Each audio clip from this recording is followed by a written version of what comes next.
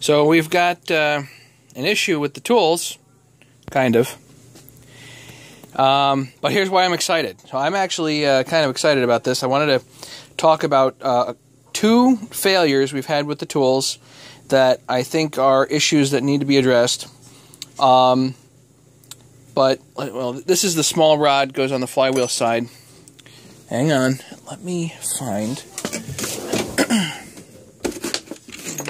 Yeah, here it is. Okay, so, two failures. Let's talk about them. The two failures that I know of the tools, is actually this rod itself. I marked it here. It's still good. Why did it fail? Well, it didn't fail. So this rod is the M12 rod, and the Mike out in Pennsylvania, Mike, you know who you are. Mike had an issue with this because this was on a 660, and the issue was that as soon as he tried to put the nut on here, this just pulled right off the threads. No good. Why did it do that? Was it because the machining was bad? As it turns out, no, it wasn't. As it turns out, the crank, which was an aftermarket crank, was out of spec. So the M12, the outer diameter of the threads should be about 11.8, 11.9 millimeters. His was 11.6, so no wonder this pulled right off. I have subsequently used this, I think. Pretty sure I put one together. It still works. On a properly spec'd crank, it's fine. So if you have aftermarket cranks and you're trying to use these 660 threads here, double check the diameter, the outer diameter of the threads on the clutch side of your 660 crank. So that's one particular failure that is now known and is not necessarily a fault of the tools. It's an issue with the crank itself. So the other issue, Gary sent me a picture tonight of one of these smaller rods, which is actually, this is flywheel side. And the issue that he had was it broke. He actually snapped this thing in half. And I'm looking at you might look at that and say, gee, there's not that much meat on either side here. Well, I haven't had a problem with these, so what happened? Well, as it turns out, he was not exactly using these as advertised. So what he ended up doing was he used this tool to put the bearing on the crank, and it worked fine. And then he wanted to pull the bearing, for some reason, and crank assembly into the case, and that's when it broke. So the problem is that it takes a whole lot more force if you're cold or hot pressing. Well, I guess he was doing it cold. It takes more force to pull the bearing into the case, which is why, let's see here, you guys have seen this. If I'm cold pressing bearings, I've got some 1/2-inch threaded rod with a couple of nuts on either end and a bunch of washers, and that's what I use to press bearings into the case first. He put the bearing on the crank and then tried to pull the whole thing in, which actually defeats the whole purpose of everything. Because what happens then is, as you're pulling this way, you're actually causing a differential in pressure between the inner and the outer race, which is the whole idea of the tools, is to avoid that. You don't want to do that.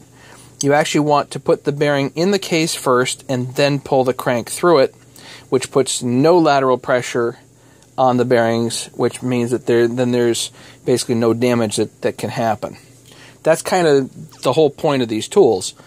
So I think Gary said he was just kind of fooling around with the set and trying to figure out what was going on, but yeah, that's not the way to do it. So if you're trying to put the bearing on the crank, which is really what the tools are for, it will work perfectly. If you try to use it for something else, i.e. to pull the whole assembly in, that's a no-no. So what should you do? Very simple. If you're putting cases together, you put the bearings in the case halves first, and then you pull the crank through it and bring the case halves together like that. So position the bearings first, then pull the crank through, and the whole thing comes together, and then you can put your bolts on and all that other stuff. That's the way to use this tool set. So I'm excited because the tools have still worked as intended, which is awesome. Even with the not so much meat here, really it actually did do its job. When it was used not as advertised is when things went awry. So far, very happy with how things are going. But I have a few sets of these left. The 661. Okay. Where are we at with other rods and the future? So the 242 rods, I think I might have a couple left. You need the 242 is in the whole family, the 44 and whatnot. That's all a very specific family of saw. So I have a couple more left of that. I have no more 661 and the old 266 style rods left right now. And I have... Well, I have a few kits. This is all the kits. So I have a few of the main kits left, but not too many. Where are we going to go from here? I don't know. The cost is going up on these one way or another, and the next time I do it, I may have to commit to a whole lot of these. So I don't know right yet if I want to commit to as many sets as Kelby needs me to, and I'm not so sure I'm going to find another machinist that's going to do it as nicely and for as little money. So, for the right price here. So, I don't exactly know what I'm going to do, which partially means that replacement of these rods, if you break one, I may or may not be able to do. So, don't break them. That's it. Just remember that. Anyway,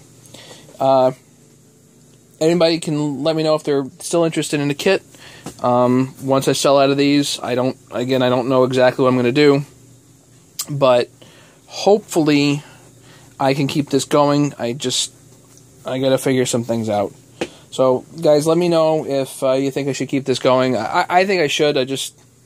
Committing to 50 kits is going to be a big commitment for me. And so if you guys like this, let me know, and we'll try to keep this going as long as I possibly can. Clearly, the 661 rods were popular, but the main kit, which is this one, that one. This is the flywheel side, and then we have the M10, M12, and M14 rods. The main kit there is really what I need to commit to, and if anybody else really wants other rods, they need to let me know, and I'll figure out prices for them. So, thank you everybody for the interest. After the last video, there was like tons of people that put their email down in the description, so just do that. Put your email down in the description, and that way I can just shoot you off the form letter that I send to everybody describing all the kit and everything that you get and all that stuff. If you're interested in it, that's great, and then I can hopefully kind of keep this going and give people support if they need the support. What a mess in here, huh? Look at this. This is just my cup of coffee. Look at that. So, in case anybody thinks it just keeps going,